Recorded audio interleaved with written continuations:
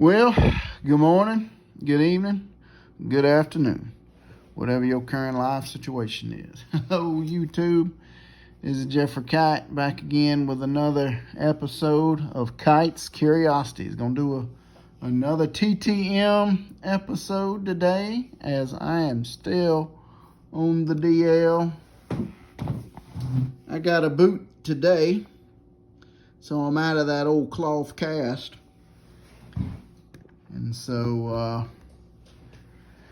I'm very pleased with that. The recovery seems to be coming along well with the torn Achilles tendon. So won't be able to do very many adventures until I can get that done. So we'll focus on catching up on writing to some of these people and seeing what we can get back.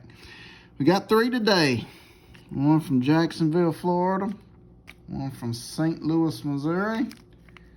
And one, there's no surprise on that, Joseph Sifri. If you don't know who that is, you're going to learn something today. I know exactly who that is, and I'm very happy to get that back. This one has been out for about a year. I mean, I sent this out before I even started this channel. So it's always good to get back one of them long returns. So let's dig in, see what we can find in Jacksonville, Florida.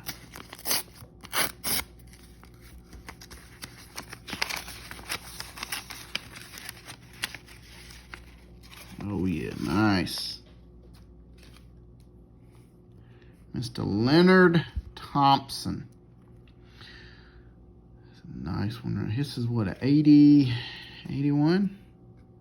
Something like that. When they first made golf cards, I think Donruss made these. That's his rookie card, Leonard Thompson. And here's another card. His is one of the pro sets from 91, I think. What's this? Yeah, 91. So nice. Leonard Thompson. He might not be a household name to you, but he was a pretty good golfer. He's one of only 3 golfers that I can find that I've been able to verify that played and has played in over 1,000 PGA tournaments. Count PGA and senior PGA, over 1,000 tournaments. I mean, you got to be pretty decent at golf to stick around long enough to have a tournament card to play in 1,000 or more golf tournaments. And he didn't win a lot of tournaments, but he was always kind of in the top 10, top 20, making the money list, making cutoffs and that kind of thing. So, he had a nice career, had a really nice career. Other 2 guys that I found that played in over 1,000 tournaments are Jay Haas and Mark Brooks. So other than those 2 and this guy right here, only 2 guys I found that played in over 1,000. Now, I said he didn't win very many tournaments, which is probably why he's relatively unknown to people that are fringe golf fans and fringe golf followers.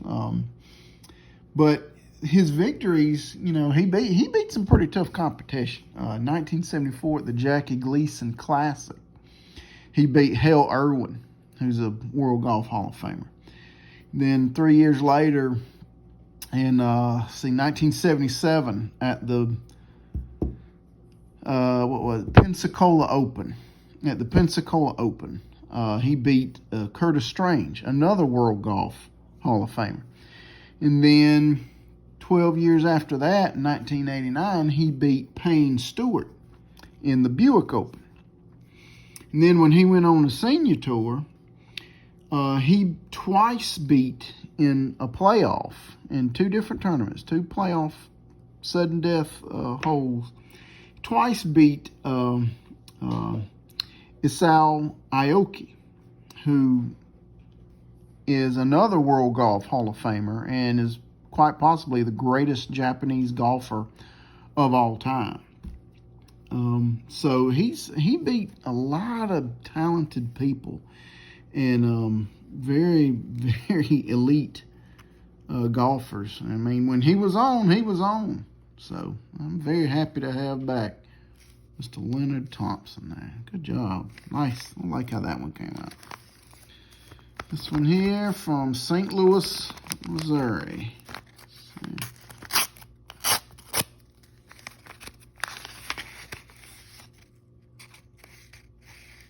Oh, nice, nice, nice, nice right here. Mark Arneson. He signed 1, 2. Yes, I got the 3rd. All 3. These are all 3 of my Mark Arneson cards. Mark Arneson. Another, again, kind of like old Leonard here. Kind of an underrated player, you know, in his sport. He was a linebacker and a key member of some of those great St. Louis Cardinal teams that won the NFC Central Division. Not Central. Where were they? NFC Eastern Division Championship in 1974 and 1975. That's when the Cardinals in St. Louis started having a little bit of taste of success. In 76, I think they finished 10-4 in one game out of a playoff spot that the Washington Redskins had secured. And I think the Cowboys won the division that year, and then the Redskins won the wild card. And Mark and his buddies, they finished one game out of that last playoff spot. And then they went 7-7, I think, in 77. And then they were back to, you know, their sub 500 ways after that, and just kind of floundered around in that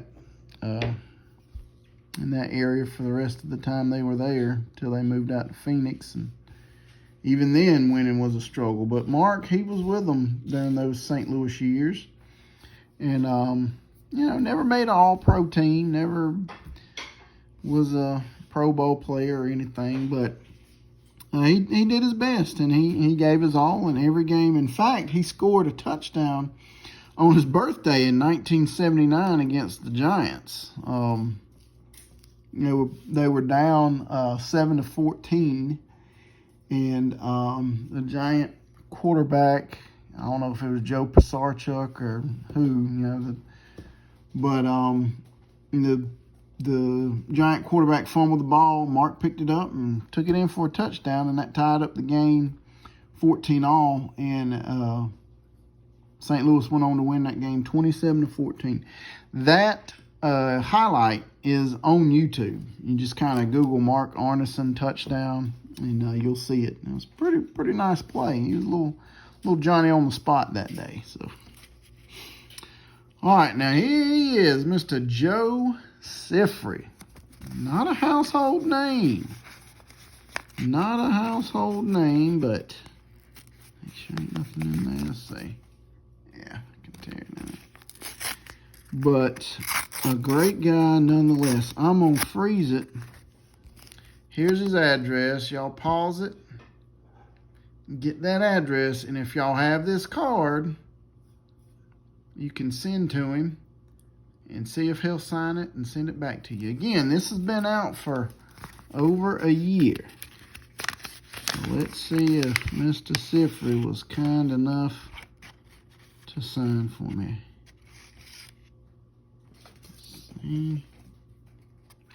Yes, Joe Sifri.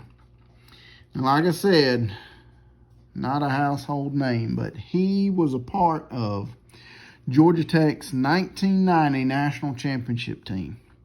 They were the only undefeated team from a major conference that season. They shared the national title with Colorado. Colorado went 11-1-1. And one of their wins was very controversial because Colorado, that was the year that they got of the infamous fifth down game where they didn't, I think they spiked the ball on fourth down or something happened on fourth down, and the refs did not change the down marker on the sidelines, and inadvertently gave the Colorado Buffaloes an extra down, and they won on like a last-second play. And that, and the fact that Colorado tied Tennessee to have 2 blemishes on their record versus Georgia Tech, who tied North Carolina that season, who, was pretty good ball team. But they had beaten Virginia, who was ranked like in the top 5 that year. They beat several ranked teams. And Joe Sifri was the guard on that team. He was the only first team All ACC offensive player on that team. Tech was really good on defense that year. They had first team All ACC players: Calvin Tiggle, Marco Coleman, Ken Swilling, Willie Clay. Ken Swilling was an All-American that year. Now, I don't want to get into defense because Joe was not a defensive player. He played offensive guard. And Tech had a really good offense that year. They averaged 31 points per game and 393 yards of offense per game. And they beat Nebraska in the Citrus Bowl that year. And thankfully, the voters at the UPI, United Press International, they were in charge of the coaches poll at the time, and they named Georgia Tech their national champion. And the AP poll named Colorado as their national champion. Colorado received 39 first-place votes.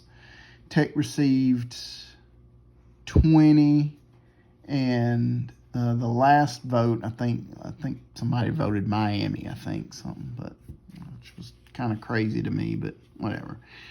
But a very, very good return right here. I have gotten several of these guys, and I'm going to try to put together a little collage, and hopefully I can piece it together and put a nice piece together and let y'all see it. So, at any rate, got 3 today. Mr. Joe Sifri from the 1990 Georgia Tech football team, national champions.